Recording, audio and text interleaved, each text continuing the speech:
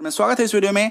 दोस्तों, इस वीडियो में हम लोग सीखेंगे बेसिक्स इंग्लिश, बिल्कुल बेसिक से बिल्कुल आसान भाषा में आसान तरीके से। बने रहिए वीडियो के अंत तक। चलिए शुरू करते हैं। बट उससे पहले आपसे गुजारिश होगी, अगर हमारे चैनल पर नए हैं तो प्लीज चैनल को सब्सक्राइब कर लीजिए, बेल आइकन जरूर प्रेस कीजिए ताकि आपको वीडियो की नोटिफिकेशन ऑन टाइम मिल जाए। और मस्ट लाइक द वीडियो को लाइक जरूर कीजिए, क्योंकि वीडियो जो है हमेशा की तरह टॉप क्लास A1 धांसू और झकास है। ओके, तो चलिए शुरू करते हैं दोस्तों। इस वीडियो में जो हम लोग सीखने वाले हैं उसका नाम है हेल्पिंग वर्ब। आप समटाइम्स उसे बी वर्ब भी बुला सकते हैं या कभी कभी वो मेन वर्ब भी होगा, वो निर्भर करेगा कि सेंटेंस कैसा है।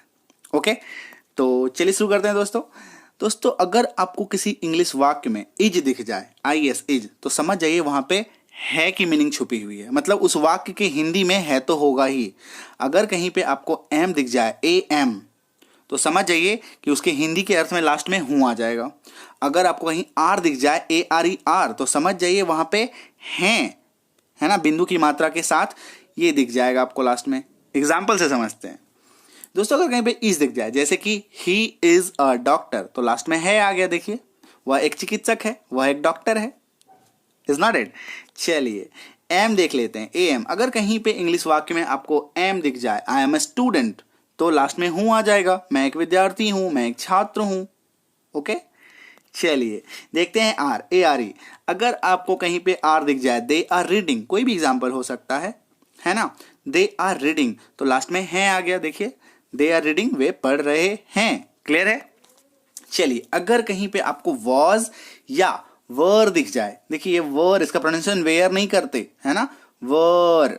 तो वॉज और वर दिख जाए तो समझ जाइए कि वहां पे हिंदी के लास्ट में आपको था, थे, थी, कुछ ना कुछ मिल जाएगा। ये तीनों में से एक मिल जाएगा। क्यों? क्योंकि ये निर्भर करता है, था, थे, थी, क्योंकि वो पुल्लिंग है, स्त्रीलिंग है, या एक वचन है, बहुवचन है, तो उस पर निर्भर करेगा। तो था, थे, थी में से कोई एक मीनिंग होगा। एग्जाम्पल से समझते हैं माय फ्रेंड। जैसे कि सी वॉज राइटिंग, वॉज दिख गया तो थी आ गया, क्योंकि वो सी जो है वो लड़की है, स्त्रीलिंग शब्द है, तो वह लिख रही थी। अगर यहीं पे हो जाता ही वॉज राइटिंग, तो हो जाता वह लिख रहा था। ओके, चलिए वर के लिए समझते हैं। वी वर डांसिंग, हम नाच रहे थे, हम नाच रहे थे। We were dancing. क्लियर है माय फ्रेंड। अगर वर दिख जाए तो लास्ट में थे दिख जाएगा। क्लियर है। चलिए समझते हैं विल। दोस्तों, सेल का प्रयोग तब होता नहीं है मॉडर्न ग्रामर में, SHALL, तो सिर्फ आपको विल को ही सीखना है। विल अगर दिख जाए तो लास्ट में क्या आ सकता है, गा, गे, गी, है ना। For example, he will play cricket, वह क्रिकेट खेलेगा। अगर यहां पे होता सी विल प्ले क्रिकेट, तो वह क्रिकेट खेलेगी हो जाता। क्लियर है माय फ्रेंड। चलिए अब आते हैं कैन और मे में। कैन और मे का मतलब एक ही है, सकता है, सकती है, सकते हैं। अगर आपको वाक्य में, इंग्लिश वाक्य में कैन या मे में कुछ भी दिख जाए तो समझ जाइए कि लास्ट में सकता है, सकती है या सकते आ सकते हैं, है ना। तो आखिर डिफरेंस क्या है इन दोनों में, अगर दोनों का मीनिंग एक ही है तो? एग्जाम्पल से समझते हैं। जैसे कि अगर मैं कैन के एग्जाम्पल लूं, यू कैन लर्न इंग्लिश, आप अंग्रेजी सीख सकते हैं। कैन जो है माय फ्रेंड वो योग्यता दिखाता है, क्षमता दिखाता है, एबिलिटी को शो करता है। जैसे आप अंग्रेजी सीख सकते हैं तो ये क्षमता है ना, ये आपकी एबिलिटी है, ये आपकी योग्यता है ना। तो आप अंग्रेजी सीख सकते हैं। मे में क्या प्रॉब्लम है, मे जो है मीनिंग तो वही रहेगा, सकता है, सकती है, सकते हैं, सकता हूं, है ना। मे में क्या ये इशू है, मे आई कम इन सर, ये ना बहुत ही पोलाइट होता है, रिक्वेस्ट होता है। क्या मैं अंदर आ सकता हूं सर, बहुत ही रिक्वेस्ट के साथ ऑफिशियल यूज करते हैं, फॉर्मल यूज होता है मे का, है ना। May God bless you, may you live long, है ना।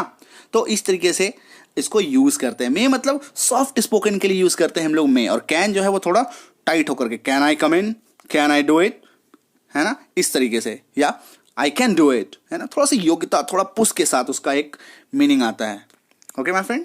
चलिए समझते हैं कुड को। बहुत लोगों को इसमें डाउट होता है, कुड का मतलब क्या होता है। ये देखिए, हिंदी के लास्ट में आपको कुड में दिख जाएगा सका, सकी, सके, सकता था, सकती थी, सकते थे। इन 6 में से कुछ भी आपको एक यूज कर डालना है। जैसे कि एग्जाम्पल मैं दूंगा, आपको क्लियर हो जाएगा। आई कुड डू इट, मैं यह कर सकता था। कुड दिख गया तो लास्ट में क्या आ गया, सकता था, I could do it. Clear है। अब अगर इसकी सका, सकी, सके कब आएगा, जैसे कि I could not come to the class, मैं क्लास नहीं आ सका। मैं class, I could not come, मैं नहीं आ सका, मैं नहीं आ सकी, कुछ भी एक मीनिंग हो सकता है। क्लियर है माय फ्रेंड। चलिए समझते हैं हैज और हैव को, और साथ ही साथ हैड को भी। हैज और हैव अगर दिख जाए तो समझ जाइए कि लास्ट में पास है आ जाएगा।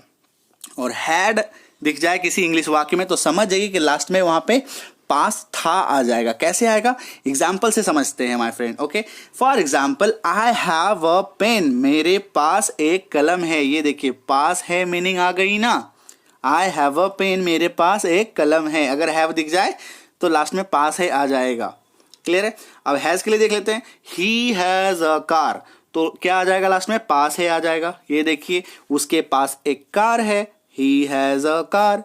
क्लियर है दोस्तों। अब समझिए आप एक चीज कि हैज और हैव मेन वर्ब भी है और हेल्पिंग वर्ब भी है। अभी जो हम लोग सीख रहे थे ये कहीं ना कहीं मेन वर्ब है ना।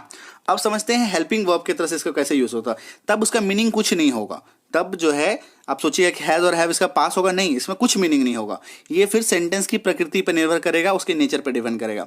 मैं आपको एग्जांपल देता हूं, क्लियर हो जाएगा। जैसे कि यू हैव स्टडीड, आप पढ़ाई कर चुके हैं या आपने पढ़ाई कर ली है। अब यहाँ पे ये भी हो सकता है you have been studying, have फिर भी है, आप पढ़ाई करते आ रहे हैं, है ना। तो हैव दो जगह यूज होता है, एक तो यूज हो जाता है परफेक्ट के साथ, परफेक्ट टेंसेस के साथ होगा, है ना। परफेक्ट यानी कि मैं यहाँ पे बात कर रहा हूँ प्रेजेंट परफेक्ट, क्लियर है। और एक जगह यूज होगा प्रेजेंट परफेक्ट कंटिन्यूअस के साथ, है ना। अगर आपको इसमें डीप आपको स्टडी करना है तो आप टेंसेस वाले वीडियो पे विजिट कर जाइए, है ना। लिंक जो है आपको डिस्क्रिप्शन बॉक्स में मिल जाएगा, इसी वीडियो के खत्म होने के बाद मिल जाएगा, और आप सीधे सीधे व्हाट्सएप करके भी सभी वीडियो के लिंक प्राप्त कर सकते हैं। क्लियर है माय फ्रेंड। तो अभी हम लोग आप ये समझिए कि हैव को हम लोग हेल्पिंग वर्ब की तरह से भी यूज करते हैं, लेकिन अगर सिंपली आप यूज करें तो ऐसे भी यूज कर सकते हैं, आई हैव अ पेन, मेरे पास एक कलम है, ही हैज अ कार, उसके पास कार है, मतलब पास है। ये इस तरीके से सेंस में आप इसको यूज कर सकते हो। बट मैं आपको इसलिए बता रहा हूं कि ताकि आप घबराएं नहीं कि सर हैव को हम लोग और भी एक दो जगह देखते हैं, है ना। तो घबराना नहीं है, उसके लिए क्या करना होगा, टेंसेस सीखना होगा। क्लियर है। बट बेसिक मीनिंग यही थी।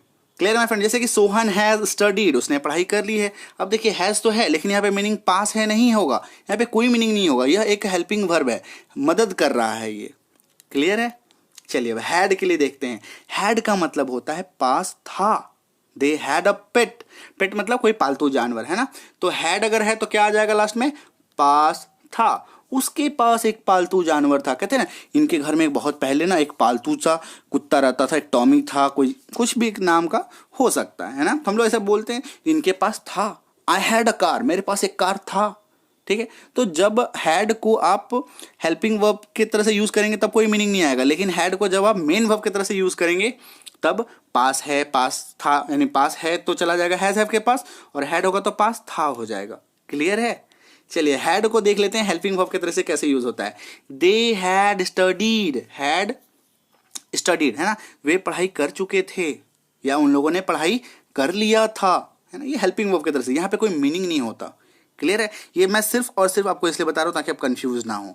ऑल्दो आप इसको यूज कीजिए, हैड को अगर अच्छे से आप यूज करना चाहते हैं तो आप ऐसे नॉर्मली हेल्पिंग वर्ब की तरह से यूज कीजिए। I had a car, I had a pen, I had a कुछ भी, है ना, मेरे पास था, उनके पास था, ऐसे करके यूज कर सकते हैं। क्लियर है माय फ्रेंड। दोस्तों उम्मीद करता हूं आपको वीडियो समझ में आ गया है, कॉन्सेप्ट समझ में आ गया। थोड़ा भी डाउट है हैव और हैड को लेकर के तो प्लीज टेंसेस एक बार देख लीजिए, है ना। और वीडियो जैसे ही खत्म होगी लास्ट में आपको एक ये मिलेगा, स्क्रीनशॉट मिलेगा, वहां पे आप क्लिक करेंगे तो सीधे सीधे आप सभी कॉन्सेप्ट को, पूरे इंग्लिश स्पोकन को आप सीख सकते हैं। Okay my friend, thank you so much for watching. बने रहिए, बेस्ट, हैप्पी लर्निंग।